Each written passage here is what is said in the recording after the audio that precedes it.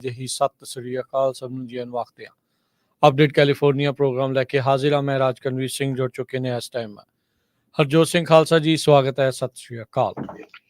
ਸਤਿ ਸ਼੍ਰੀ ਅਕਾਲ, ਧੰਨਵਾਦ ਜੀ ਆਇਆਂ ਨੂੰ। ਪੰਜਾਬੀ ਰੇਡੀਓ ਯੂਐਸਏ ਦੇ ਜਿੰਨੇ ਵੀ ਸਰੋਤੇ ਸਾਡੇ ਸਾਰੇ ਹੀ AM ਸਟੇਸ਼ਨਸ, FM ਸਟੇਸ਼ਨਸ, ਘਰਾਂ ਦੇ ਵਿੱਚ ਰੇਡੀਓ ਸੈਟਸ ਦੇ ਰਾਹੀਂ, ਟੈਲੀਫੋਨ ਦੇ ਰਾਹੀਂ, ਫੇਸਬੁੱਕ, YouTube ਤੇ ਲਾਈਵ ਦੇਖ ਰਹੇ ਹੋ, ਸੁਣ ਰਹੇ ਹੋ, ਸਾਰਿਆਂ ਨੂੰ ਜੀ ਆਇਆਂ ਨੂੰ ਤੇ ਬਹੁਤ ਹੀ ਪਿਆਰ ਤੇ ਸਤਿਕਾਰ ਭਰੀ ਸਤਿ ਸ਼੍ਰੀ ਅਕਾਲ ਸਰੋਤਿਓ। ਅੱਜ ਮਾਰਚ ਦੀ 22 ਤਰੀਕ ਆ, ਦਿਨ ਸ਼ੁੱਕਰਵਾਰ ਆ ਤੇ ਤੁਹਾਡੇ ਲਈ ਸ਼ਾਮ ਦਾ ਅਪਡੇਟ ਕੈਲੀਫੋਰਨੀਆ ਪ੍ਰੋਗਰਾਮ ਲੈ ਕੇ ਹਾਜ਼ਰ ਹੋਏ ਹਾਂ। ਪ੍ਰੋਗਰਾਮ ਨੂੰ ਸਪਾਂਸਰ ਕਰਦੇ ਨੇ ਖਾਲਸਾ ਇੰਸ਼ੋਰੈਂਸ ਏਜੰਸੀ, ਜਿਨ੍ਹਾਂ ਦੇ ਕੋਲੋਂ ਹਰ ਇੱਕ ਤਰੀਕੇ ਦੀ ਇੰਸ਼ੋਰੈਂਸ ਕਰਵਾ ਸਕਦੇ ਹੋ। ਇੰਸ਼ੋਰੈਂਸ ਬਾਰੇ ਪਤਾ ਕਰਨ ਲਈ ਕਾਲ 408-272-2500 ਦੇ ਉੱਤੇ। ਟੇਰਕੇਣਾ immigration law firm US immigration ਦਾ ਹੋਵੇ ਕਿਸੇ ਵੀ ਤਰੀਕੇ ਦਾ ਕੰਮ, ਕਾਲ ਅਟਰਨੀ ਜੇ ਟੇਰਕੇਣਾ 415-909-0503। Gurbachan Singh Nagra Sacramento, Pritpal Singh Sidhu Fresno, Sarabjit Singh Toor New Jersey, Harinder ਪੀਨ San Jose, Manjit Singh Fremont, Sarabjit Singh Kulwinder Kaur Dhul, Surjit Chahal Yuba City, Gurdev Singh Sohal Antelope, Sarabjit Singh Elko Nevada, Kamaljit Singh Makhan Daulatpuria ਮੰਟੀਕਾ। ਸਾਰਿਆਂ ਦਾ ਧੰਨਵਾਦ। ਜੇ ਤੁਸੀਂ ਵੀ ਇਸ ਪ੍ਰੋਗਰਾਮ ਨੂੰ ਸਪਾਂਸਰ ਕਰਨਾ ਚਾਹੁੰਦੇ ਹੋ ਸੰਪਰਕ ਕਰ ਸਕਦੇ ਹੋ 408-722-7698। ਜੀ ਅੱਜ ਦੀਆਂ ਖਬਰਾਂ ਵੱਲ ਚੱਲੀਏ ਤੇ ਮਾਸਕੋ ਤੋਂ ਖਬਰ ਆ ਰਹੀ ਆ, ਰਸ਼ੀਆ ਦੇ ਵਿੱਚ ਕਹਿੰਦੇ ਵੀ ਇੱਕ ਕੰਸਰਟ ਹੋ ਰਿਹਾ ਸੀ ਬਹੁਤ ਵੱਡਾ, ਜਿੱਥੇ ਕੁਛ ਜੋ ਮਿਲੀਟੈਂਟਸ ਆ ਉਹਨਾਂ ਨੇ ਅਟੈਕ ਕਰ ਦਿੱਤਾ, ਜਿਹਦੇ ਨਾਲ ਹੁਣ ਤੱਕ ਜੋ ਖਬਰਾਂ ਆ ਰਹੀਆਂ 40 ਤੋਂ ਵੱਧ ਲੋਕ ਮਾਰੇ ਜਾ ਚੁੱਕੇ ਆ। 100 ਤੋਂ ਵੱਧ ਜਾਣੇ ਆ ਬਹੁਤ ਬੁਰੀ ਤਰ੍ਹਾਂ ਜਿਹੜੇ ਆ ਫੱਟੜ ਹੋਏ ਹੈਗੇ, ਕਿਉਂਕਿ ਉੱਥੇ ਅੱਗ ਲੱਗ ਗਈ ਸੀ। ਇਹ ਅਟੈਕ ਪ੍ਰੈਜ਼ੀਡੈਂਟ ਵਲਾਡੀਮੀਰ ਪੁਟਿਨ ਹੋਣਾ ਨੇ ਜਦੋਂ ਹੀ ਹੁਣ ਕੰਟਰੋਲ ਕਰਨ ਦੀ ਕੋਸ਼ਿਸ਼ ਕੀਤੀ ਆ ਰੀਸੈਂਟਲੀ ਇਲੈਕਸ਼ਨ ਦੇ ਵਿੱਚ, ਉਹ ਤੋਂ ਬਾਅਦ ਹੋਇਆ ਹੈਗਾ। ਹੁਣ ਇਹ ਪਤਾ ਨਹੀਂ, ਇਹਦੇ ਵਿੱਚ ਕਹਿ ਰਹੇ ਆ ਵੀ ਇਸਲਾਮਿਕ ਸਟੇਟ ਗਰੁੱਪ ISIS ਵਾਲਿਆਂ ਨੇ ਇਸ ਦੀ ਜਿਹੜੀ ਆ ਰਿਸਪੌਂਸਿਬਿਲਿਟੀ ਲਈ ਆ ਸੋਸ਼ਲ ਮੀਡੀਆ ਦੇ ਉੱਤੇ। ਇਸ ਕੰਸਰਟ ਦੇ ਵਿੱਚ ਜਦੋਂ ਅਟੈਕ ਕੀਤਾ ਗਿਆ ਤੇ ਪੂਰੀ ਦੀ ਤਰ੍ਹਾਂ ਉੱਥੇ ਅੱਗ ਲੱਗ ਗਈ ਤੇ ਰੂਫ ਜਿਹੜੀ ਆ ਉਹ ਕਲੈਪਸ ਕਰ ਗਈ। ਕ੍ਰੈਮਲਨ ਨੇ ਕਿਹਾ ਵੀ ਪੁਟਿਨ ਨੂੰ ਕੁਝ ਮਿੰਟ ਪਹਿਲਾਂ ਹੀ ਦੱਸਿਆ ਗਿਆ ਸੀ, ਜਦੋਂ ਉੱਥੇ ਐਡਾ ਵੱਡਾ ਜਿਹੜਾ ਮਿਊਜ਼ਿਕ ਦਾ ਵੈਨਿਊ ਸੀ ਜਿੱਥੇ ਅਟੈਕ ਹੋਇਆ, 6200 ਤੋਂ ਵੱਧ ਲੋਕ ਇਸ ਵੈਨਿਊ ਦੇ ਉੱਤੇ ਸੀਗੇ। ਜੀ ਬਿਲਕੁਲ ਖੌਫਨਾਕ ਮੰਜ਼ਰ ਰਿਹਾ। ਆਈਸਿਸ ਦੇ ਜਿਹੜੇ ਉਹ ਹਥਿਆਰਬੰਦ ਹੋ ਕੇ ਬੰਦੂਕਾਂ ਦੇ ਨਾਲ ਲੈਸ ਹੋ ਕੇ ਉੱਥੇ ਉਹਨਾਂ ਨੇ ਅੰਨ੍ਹੇਵਾਹ ਗੋਲੀਆਂ ਚਲਾਈਆਂ। ਇਸ ਮੌਕੇ 60 ਜਾਣੇ ਗੰਭੀਰ ਰੂਪ ਵਿੱਚ ਜ਼ਖਮੀ ਦੱਸੇ ਜਾ ਰਹੇ ਆ। 150 ਤੋਂ ਵੱਧ ਲੋਕ ਜ਼ੇਰੇ ਇਲਾਜ ਨੇ, ਜਿਨ੍ਹਾਂ 'ਚ 5 ਬੱਚੇ ਵੀ ਦੱਸੇ ਜਾ ਰਹੇ ਆ। ਰਸ਼ੀਆ ਦੀ ਹੈਲਥ ਮਿਨਿਸਟਰੀ ਨੇ ਇਨਫੋਰਮੇਸ਼ਨ ਦਿੱਤੀ ਹੈਗੀ ਆ। ਸੋ ਇਹਦੀਆਂ ਕੁਝ ਤਸਵੀਰਾਂ, ਕੁਝ CCTV ਫੁਟੇਜ ਜਿਹੜੀ ਉਹ ਸਾਹਮਣੇ ਆ ਰਹੀ ਆ। ਰਸ਼ੀਆ ਦਾ ਜਿਹੜਾ ਸਟੇਟ ਮੀਡੀਆ ਆ ਉਹਨਾਂ ਨੇ ਜਿੱਦਾਂ ਤੁਸੀਂ ਦੱਸਿਆ ਵੀ ਛੱਤ ਡਿੱਗਣ ਦੀ ਵੀ ਗੱਲ ਆਖੀ ਆ। ਕ੍ਰੋਕਸ ਸਿਟੀ ਹਾਲ ਦਾ ਇਹ ਕਨਸਰਟ ਵੈਨਿਊ ਸੀ। ਇਹ ਕਾਫੀ ਵਿਸ਼ਾਲ, ਕਾਫੀ ਵੱਡਾ ਸੀ। ਮਿਊਜ਼ਿਕ ਹਾਲ ਤੇ ਸ਼ਾਪਿੰਗ ਸੈਂਟਰ ਆ ਇੱਥੇ ਦੋਨੋਂ। ਤੇ ਹੁਣ ਜਿਹੜੀ ਅੱਗ ਤੇ ਧੂਆਂ ਉੱਥੇ ਹਵਾ ਦੇ ਵਿੱਚ ਇੱਥੋਂ ਉੱਡਦਾ ਨਜ਼ਰ ਆ ਰਿਹਾ ਆ।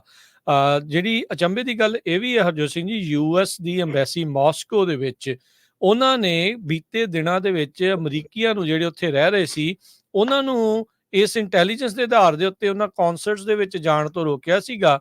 ਕਹਿੰਦੇ ਵੀ ਸਾਨੂੰ ਖਬਰ ਮਿਲੀ ਆ ਵੀ ਉੱਥੇ ਕਨਸਰਟਸ ਦੇ ਉੱਤੇ ਜਾਂ ਲਾਰਜ ਗੈਦਰਿੰਗ ਜਿੱਥੇ ਜ਼ਿਆਦਾ ਲੋਕਾਂ ਦਾ ਇਕੱਠ ਹੋਊਗਾ ਉੱਥੇ ਹਮਲਾ ਕੀਤਾ ਜਾ ਸਕਦਾ ਆ। ਸੋ ਕਹਿੰਦੇ ਵੀ ਕਈ ਗਨਮੈਨ ਸੀਗੇ ਕ੍ਰੋਕਸ ਸਿਟੀ ਹਾਲ ਦੇ ਵਿੱਚ, ਜਿੱਥੇ ਉਹਨਾਂ ਨੇ ਅੰਨ੍ਹੇਵਾਹ ਜਿਹੜੀਆਂ ਆ ਉਹ ਗੋਲੀਆਂ ਚਲਾਈਆਂ। 7 ਮਾਰਚ ਨੂੰ US ਦੀ ਅੰਬੈਸੀ ਨੇ ਅਮਰੀਕਨਸ ਜਿਹੜੇ ਰਸ਼ੀਆ ਦੇ ਵਿੱਚ ਰਹਿ ਰਹੇ ਆ ਉਹਨਾਂ ਨੂੰ ਇਹ ਵਾਰਨਿੰਗ ਇਸ਼ੂ ਕਰਦੇ ਹੋਏ ਕਿਹਾ ਸੀਗਾ ਵੀ ਤੁਸੀਂ ਅਜਿਹੀਆਂ ਥਾਵਾਂ ਦੇ ਉੱਤੇ ਨਾ ਜਾਇਓ, ਤੇ ਅਜਿਹਾ ਹੀ ਕੁਛ ਜਿਹੜਾ ਆ ਹੁਣ ਉੱਥੇ ਵਾਪਰਿਆ ਹੈਗਾ ਆ। ਸੋ 40 ਲੋਕ ਘੱਟੋ ਘੱਟ ਮਰਨ ਦੀ ਜਿਹੜੀ ਆ ਇਹ ਖਬਰ ਆ ਰਹੀ ਆ। ਐਸੋਸੀਏਟ ਪ੍ਰੈਸ ਇਹ ਰਿਪੋਰਟ ਕਰ ਰਹੀ ਆ ਤੇ 100 ਤੋਂ ਵੱਧ ਜ਼ਖਮੀ ਨੇ, ਜਿਨ੍ਹਾਂ ਚੋਂ 60 ਗੰਭੀਰ ਰੂਪ ਵਿੱਚ ਜ਼ਖਮੀ ਦੱਸੇ ਜਾ ਰਹੇ ਆ।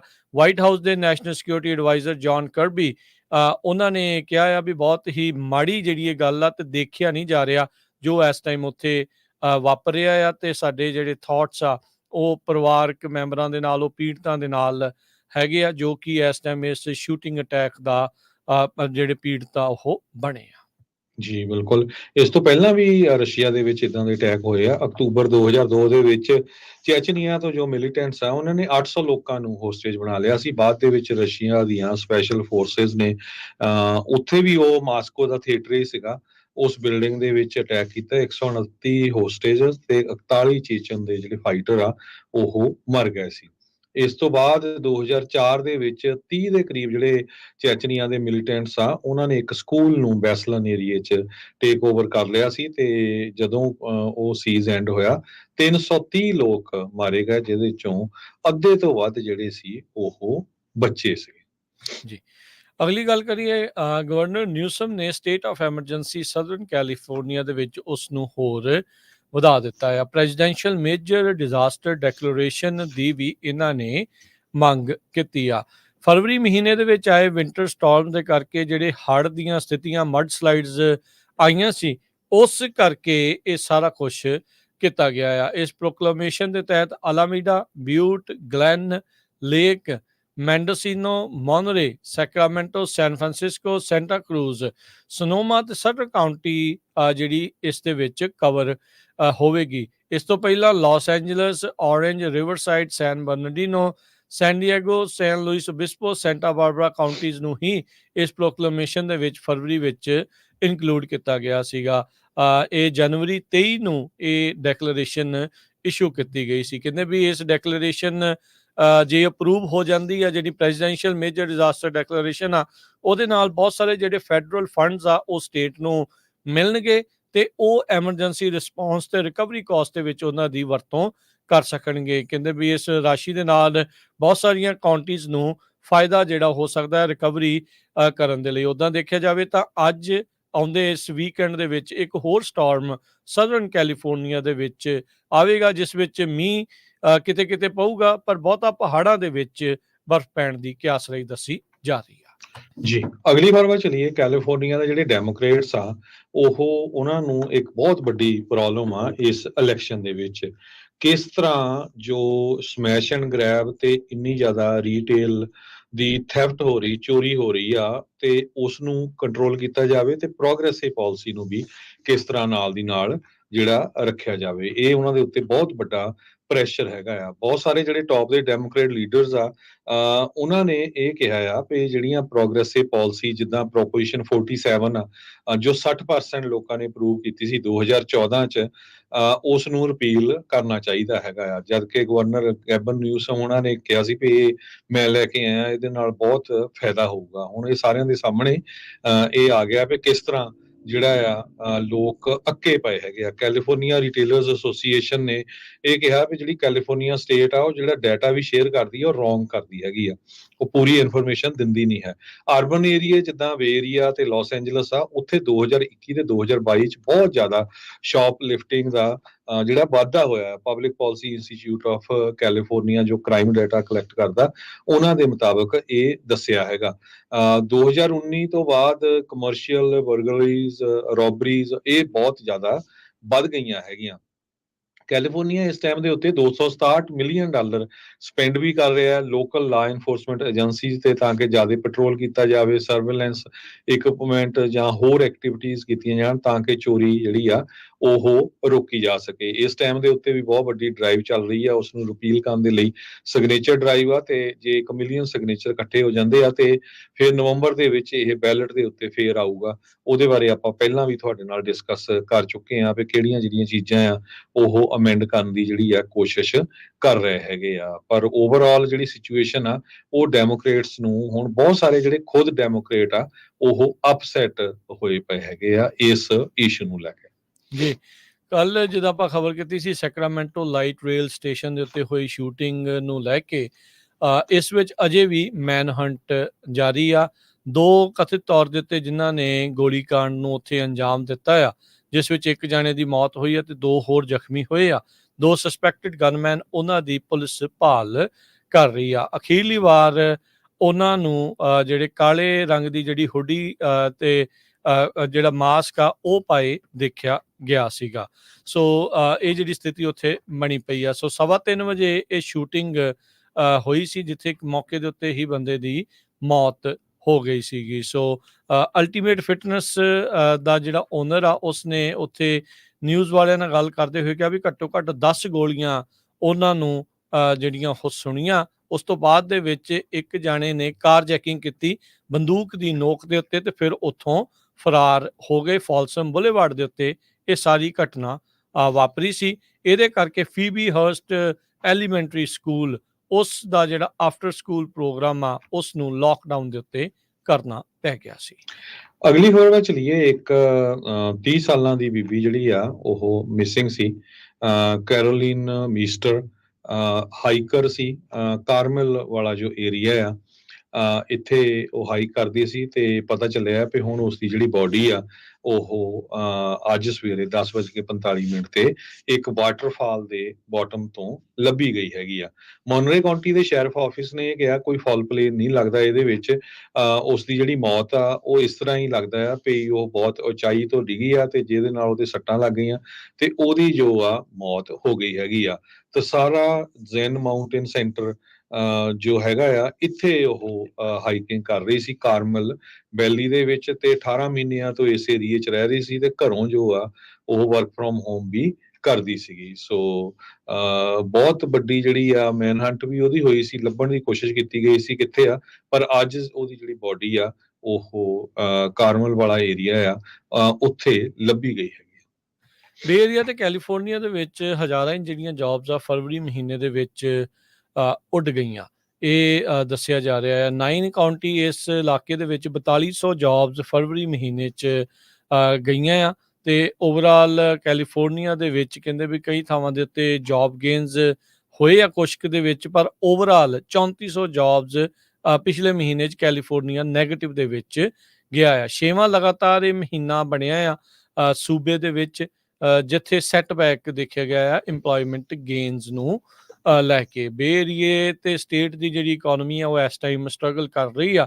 Palo Alto base center for continuing study of California economy ਉਹਨਾਂ ਦੇ ਡਾਇਰੈਕਟਰ ਆ, ਉਹਨਾਂ ਨੇ ਦੱਸਿਆ ਹੈਗਾ, ਕਹਿੰਦੇ ਵੀ ਜੋ ਟ੍ਰੈਂਡ ਆ ਰਹੇ ਆ ਇਹ ਕੰਸਰਨਿੰਗ ਆ, ਇਹ ਚਿੰਤਾਜਨਕ ਨੇ ਸੂਬੇ ਦੇ ਲਈ ਵੀ ਤੇ ਲੋਕਲ ਬਜਟਸ ਦੇ ਲਈ ਵੀ। ਕੈਲੀਫੋਰਨੀਆ ਕਹਿੰਦੇ ਵੀ ਐਪੀ ਸੈਂਟਰ ਆ ਬੇ ਏਰੀਆ ਐਪੀ ਸੈਂਟਰ ਆ ਕੈਲੀਫੋਰਨੀਆ ਦੇ ਵਿੱਚ।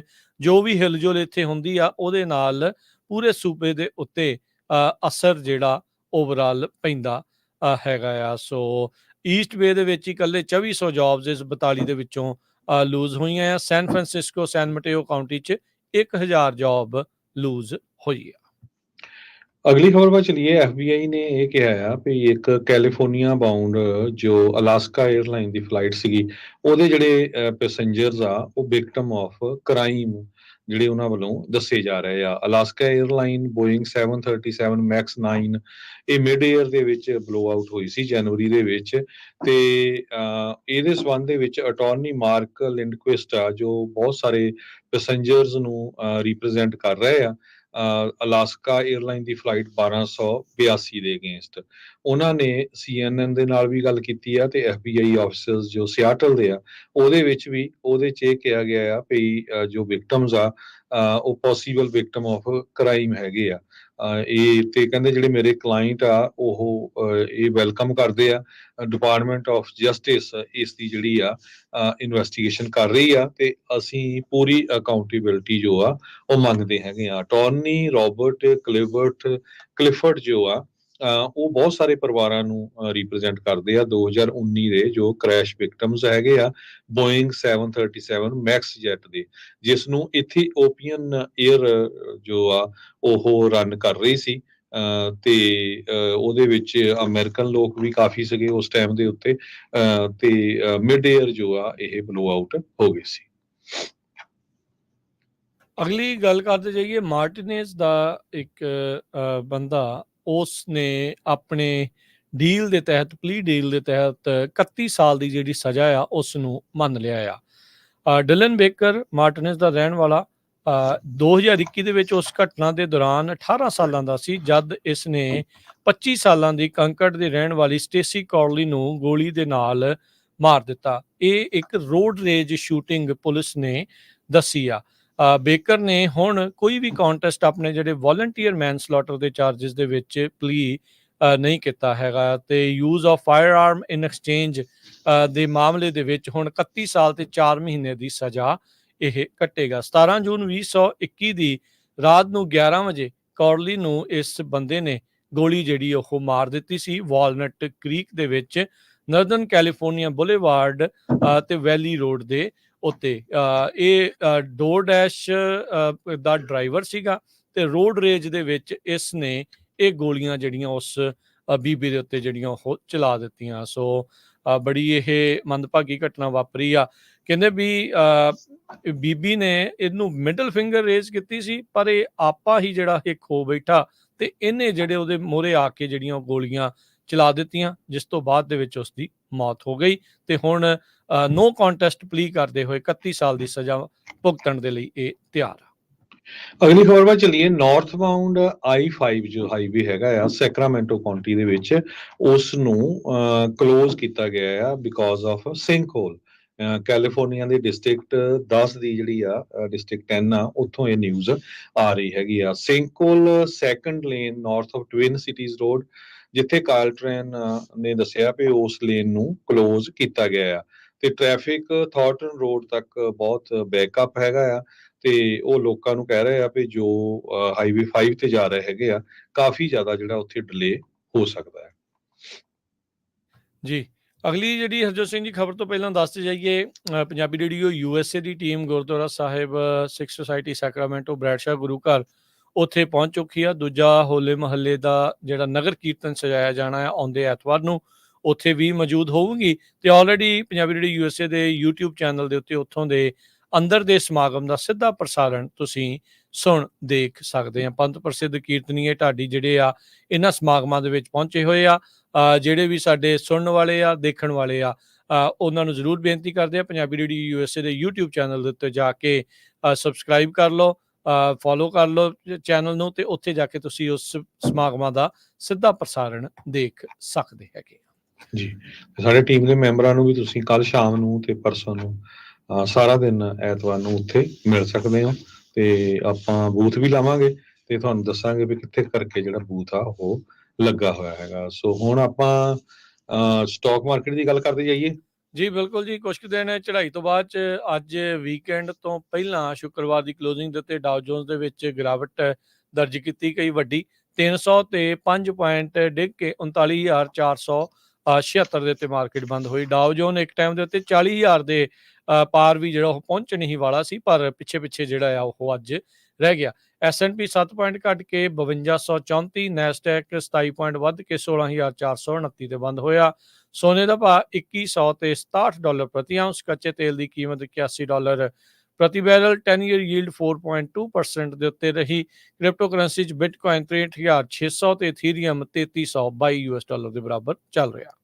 $1 ਦੇ ਬਰਾਬਰ ਇੰਡੀਆ ਦੇ 83 ਰੁਪਏ ਤੇ 54 ਪੈਸੇ ਤੇ $1 ਦੇ ਬਰਾਬਰ ਪਾਕਿਸਤਾਨ ਦੇ 278 ਰੁਪਏ ਤੇ 25 ਪੈਸੇ ਤੇ $1 ਦੇ ਬਰਾਬਰ ਕੈਨੇਡਾ ਦੇ $1 ਤੇ 36 ਸੈਂਟ।